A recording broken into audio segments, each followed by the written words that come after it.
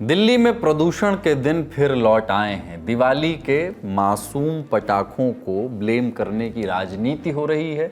क्या एक धर्म को बदनाम किया जा रहा है? क्या गलती पड़ोस के पंजाब की है या फैक्ट्रियां हैं कारण? कोई दूसरे प्रदेश में मुंह बांध करके आग लगा रहा है ताकि दिल्ली का दम घुटे, या दिल्ली सरकार पटाखा व्यापारियों के दबाव में है? ये तमाम सवाल और तर्क कुतर्क कोई नए नहीं है, राय बटी हुई है। राजनीतिक रुझान के आधार पर वो राय कायम भी है। आज फिर तमाम सवालों को तलाशेंगे कि कहीं से ताज़ी हवा तो आए। बात पंजाब के पूर्व डीजीपी के घर पर हुई मौत और उसके बाद उठे गंभीर आरोपों की भी करेंगे। कैसे दो वीडियोस ने मौत के मामले को घुमाकर रख दिया है। एक और वीडियो की बात करेंगे जो पुणे से आया और उसके बाद बात सांप्रदायिक तनाव में बदल गई। बिहार में गठबंधन के आगे गणितज्ञ क्यों फेल हो रहे हैं और ट्रॉफी चोर नकवी पर नकेल का क्या नया प्रबंध हुआ है, उसके बारे में भी जानेंगे। नमस्ते, अपन है कुलदीप और आप देखना शुरू कर चुके हैं दी ललन टॉप शो।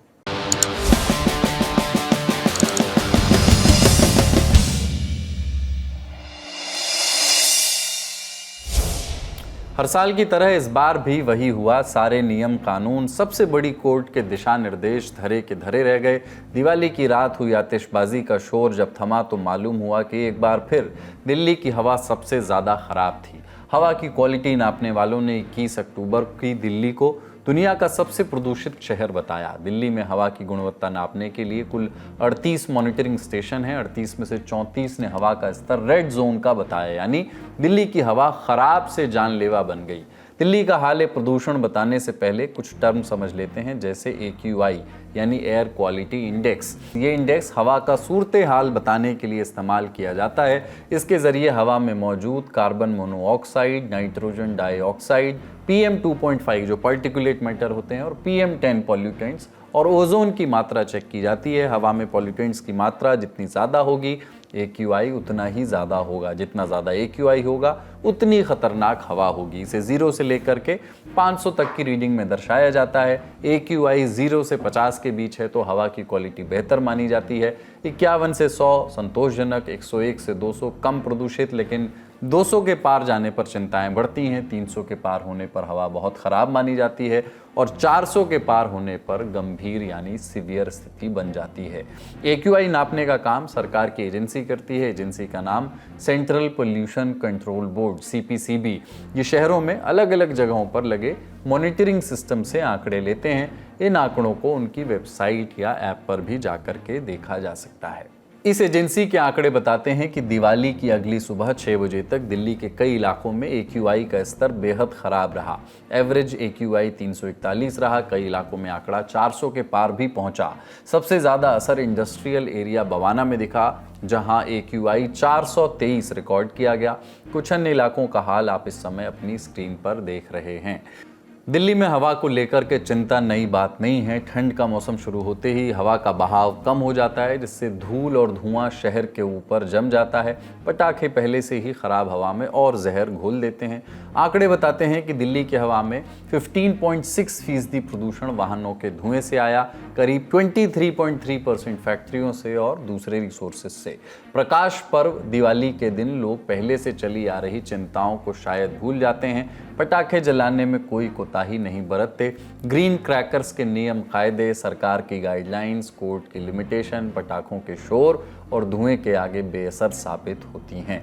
2020 में नेशनल ग्रीन ट्रिब्यूनल यानी NGT ने पटाखों पर पूरी तरह से बैन लगा दिया था। ये बैन 2021 से 24 तक जारी रहा, लेकिन पटाखा उद्योग ने नुकसान की बातें कहीं। पटाखा बनाने में सालों से लगे हजारों परिवारों पर आजीविका का संकट गहरा गया। पटाखे जलाने को खुशियां मनाने का तरीका बताने वालों की भी दलीलें आईं। साथ ही पूरी तरह बैन करने से लोग स्मगलिंग करते हैं, जो ज़्यादा नुकसानदायक है।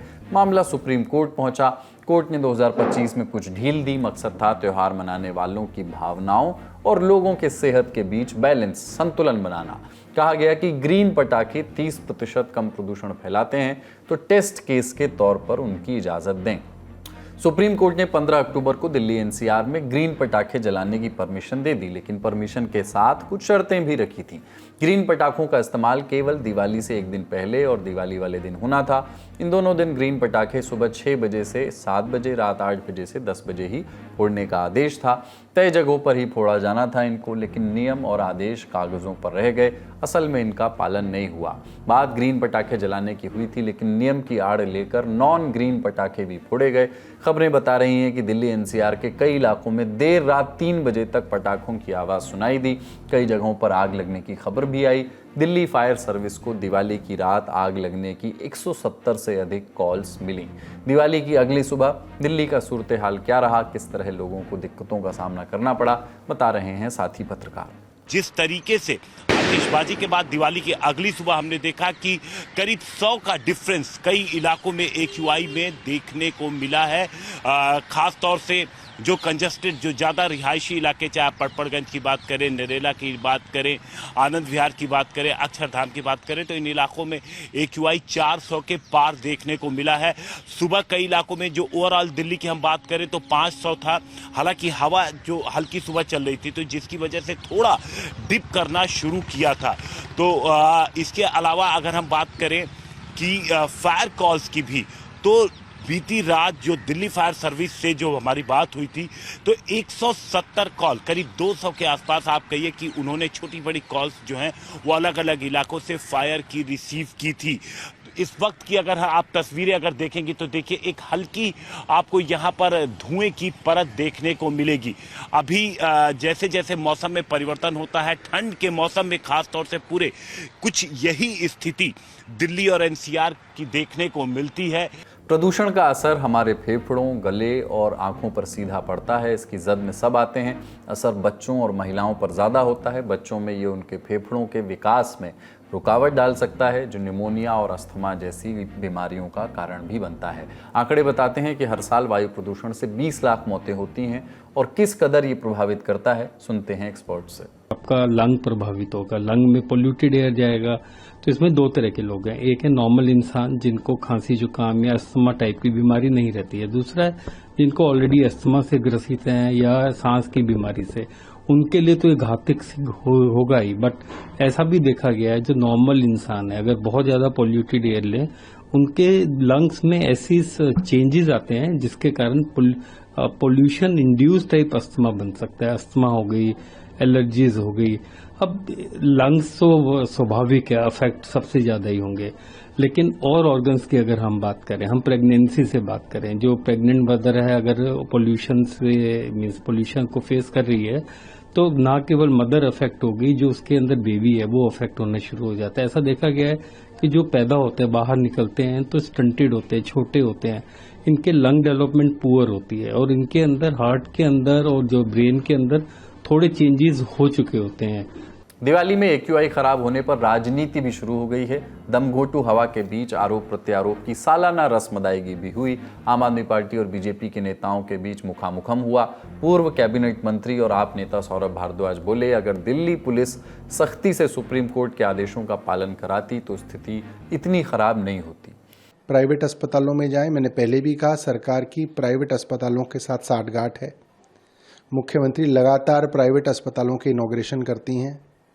इस सरकार के बनने के बाद लगातार सरकारी अस्पतालों के अंदर दवाइयाँ तय तरीके से ख़त्म की जा रही हैं, टेस्ट बंद कर दिए गए हैं, सुविधाएं कम कर दी गई हैं, ताकि प्राइवेट हेल्थ फैसिलिटीज़, प्राइवेट अस्पताल, private clinic, private nursing home को जो है खूब जो है वो धन कमाएं।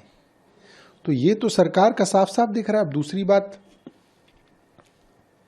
पटाखों की भी एक बड़ी लॉबी है, करोड़ों रुपए का उनको फायदा हुआ है।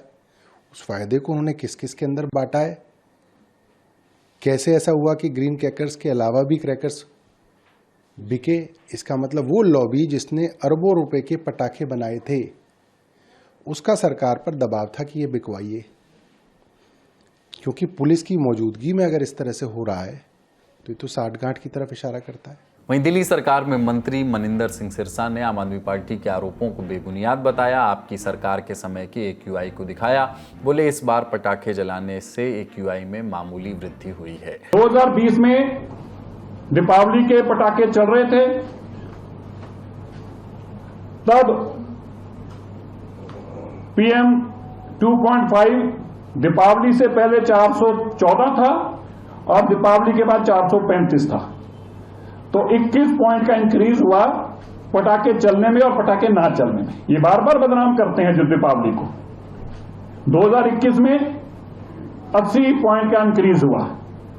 2024 में जब पटाखे बैन थे, याद रखिएगा, जब पटाखे बैन थे तो दीपावली से पहले 328 AQI था और दीपावली से अगले दिन सुबह 10 बजे 360 AQI था। तो 32 पॉइंट तब बढ़े जब पटाखे नहीं चलाए गए। माननीय सुप्रीम कोर्ट के ऑर्डर पे और दिल्ली सरकार के कहने पर हमारे आग्रह पे पटाखे चलाने की इजाजत मिली। हम इसको बिल्कुल फक्र से मानते हैं और प्राउडली कहते हैं कि दिल्ली में आकर हमारी सरकार ने हमारे दिल्ली के परिवार के लोगों को त्योहार खुशी से मना सकें, अपनी आस्था के अनुसार अपना दिन मना सके, इसके लिए हमने काम किया है। हम इससे एडमिट करते हैं, हम इससे पीछे नहीं हटते। उधर अपनी नाकामियों का दोष दूसरों पर मढ़ने के लिए कुख्यात पड़ोसी मुल्क इस बार भी बाज नहीं आया। पाकिस्तान के पंजाब प्रांत खासकर लाहौर में हवा की क्वालिटी खराब हो गई। AQI 266 हो गया। पाकिस्तान के पंजाब प्रांत के अधिकारियों ने इसका दोष भारत पर मढ़ दिया। बोले भारत में दिवाली के पटाखे जलाने से हवा खराब हुई है। वापस लौटते हैं अपने वतन। सवाल यही है कि प्रदूषण से बचने के लिए उपाय क्या हों। फिलहाल एक्सपर्ट सर्जिकल मास्क लगाने की सलाह दे रहे हैं। 14 अक्टूबर को ग्रेडेड रिस्पॉन्स एक्शन प्लान का लेवल 1 लागू करने के बाद अब दिल्ली NCR में इसका लेवल 2 लागू कर दिया गया है। इसके तहत दिल्ली NCR में सड़कों पर पानी का छिड़काव हर रोज या कम से कम हर दूसरे दिन किया जाएगा। निर्माण स्थलों पर धूल नियंत्रण के उपायों को सख्ती से लागू किया जाता है। डीजल जनरेटर सेट्स का इस्तेमाल भी सीमित किया गया है। लेकिन क्या ये उपाय काफ़ी होंगे? दिल्ली वालों को कई सालों में कई पार्टियों ने प्रदूषण के कई कारण समझाए सिखाए। हर तर्क के बदले 2 कुतर्क और हर कुतर्क के बदले 3 तर्क उनके पास हर समय तैयार मिलते हैं। पतझड़, सावन, बसंत, बहार, 5वां मौसम, स्मॉग का जैसे रेडीमेड मीम भी उपलब्ध हैं। लेकिन दिल्ली NCR वालों को एक बात समझनी होगी, वो चाहे जो समझें कि प्रदूषण उन्हें विरासत में मिला, पड़ोस से मिला, मौसम से मिला, भूगोल से मिला, पराली से मिला, फैक्ट्री से मिला, लेकिन उसमें अपने हाथों बढ़ोतरी करने का क्रेडिट तो उनका ही है। फिलहाल बड़ी खबर में इतना ही। अब चलते हैं दूसरी बड़ी खबर की ओर। दूसरी खबर में बात बिहार की 243 विधानसभा सीटों पर महागठबंधन की ओर से 254 कैंडिडेट खड़े हैं। मैथ इज नॉट मैथिंग वाला दृश्य बन चुका है। विधानसभा चुनाव में 15 दिन से भी कम समय बचे हैं। दोनों चरण के नामांकन भी पूरे हो गए हैं। महागठबंधन की सबसे बड़ी पार्टी RJD ने 143 कैंडिडेट्स को उतारा है। कांग्रेस ने 61 सीटों पर टिकट दिए हैं। पिछले विधानसभा में 5 कैंडिडेट अधिक उतारे थे, जीत मिली थी 19 पर।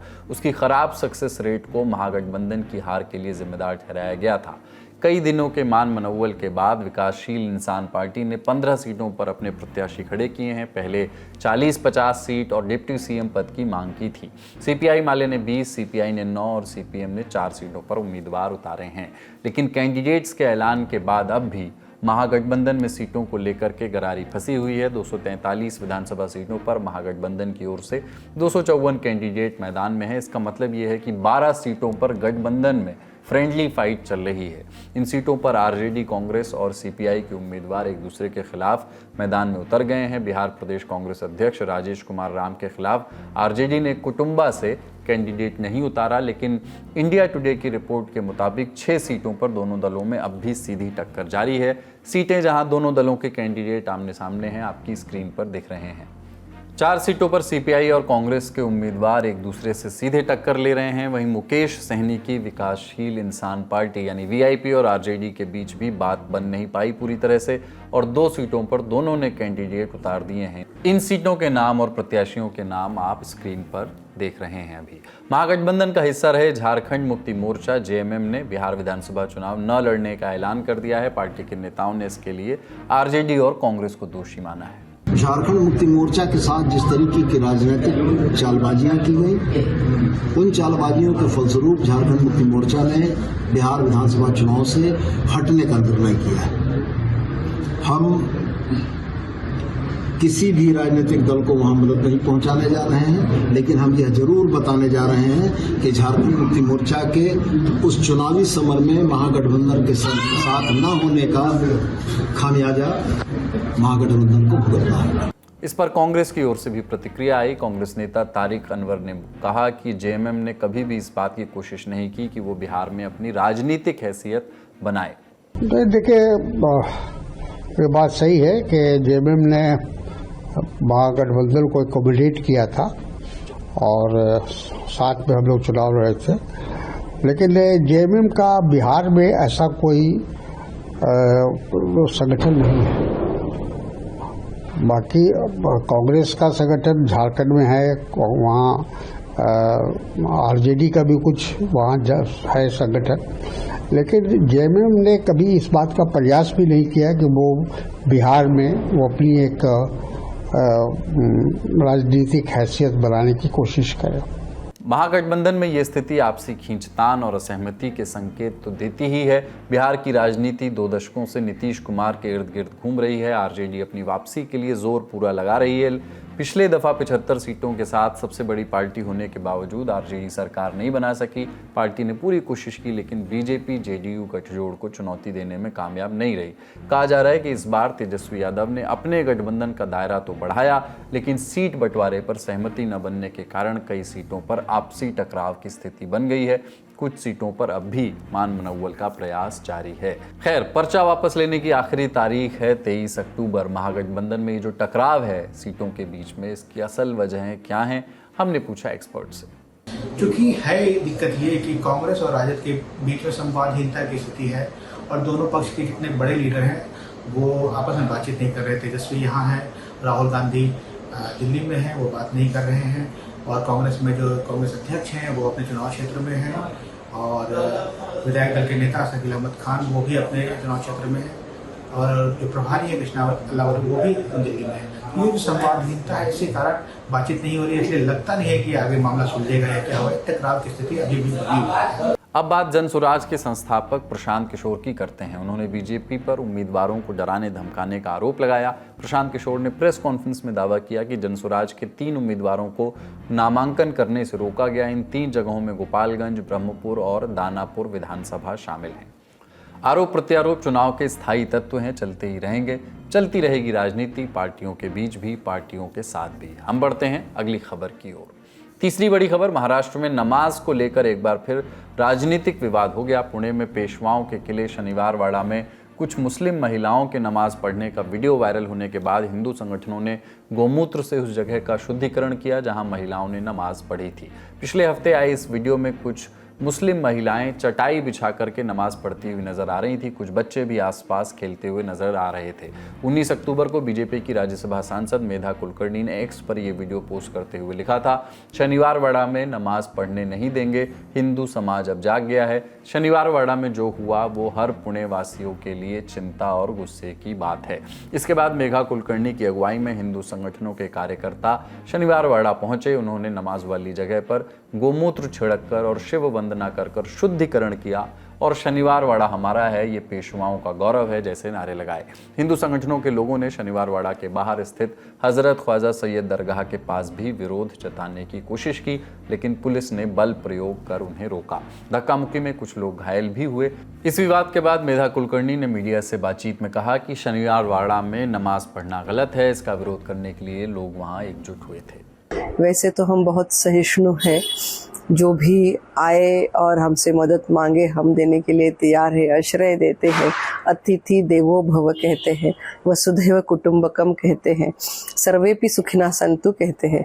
लेकिन अगर कोई ये कहे कि हम बार बार एक जगह आके उस जगह का इस्तेमाल करने लगे और बाद में वक्फ बाय यूज़र डिक्लेयर करने लगे, तो ऐसे चीज़ों पर हमारी हरकत तो रहेगी।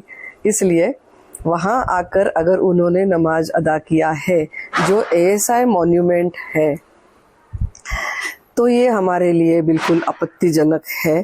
तो इसलिए हम वहाँ इकट्ठा हुए और हिंदवी स्वराज्य के सरसंस्थापक छत्रपति शिवाजी महाराज जी की शिव वंदना करके हमने वहाँ शुद्धिकरण किया। बीजेपी नेता मुस्लिम समुदाय से पूछ रहे हैं कि शनिवार वाड़ा में ही नमाज पढ़ने की जरूरत क्या थी। दूसरी ओर विपक्ष इस मामले को लेकर बीजेपी पर हमलावर हो गया है। मैं उस बीजेपी के एमपी से बोलना चाहता हूँ, अल्लाह से डर। अल्लाह का कहर पड़ेगा ना तो पता नहीं चलेगा कहाँ चले गए। जो मुसलमान पाकिस्तान जा रहा था उसको रोका गया यहाँ पर कि तुम्हें इस मुल्क में पूरा का पूरा जो तुम्हारा हक मिलेगा, तुमको तुम्हारे साथ कोई ज्यादती नहीं होगी। कानून बनाया गया कि आप अपने पैसे से मस्जिद बना सकते हो, मंदिर बना सकते हो, पूजा कर सकते हो। उस मुल्क के अंदर वो लोग जो अंग्रेज़ों की दलाली करते थे, तलवे चाटते थे, वो बड़े अफसोस के साथ आज वो सत्ता में बैठे हुए हैं और मुसलमानों के साथ ये जुल्म करेंगे।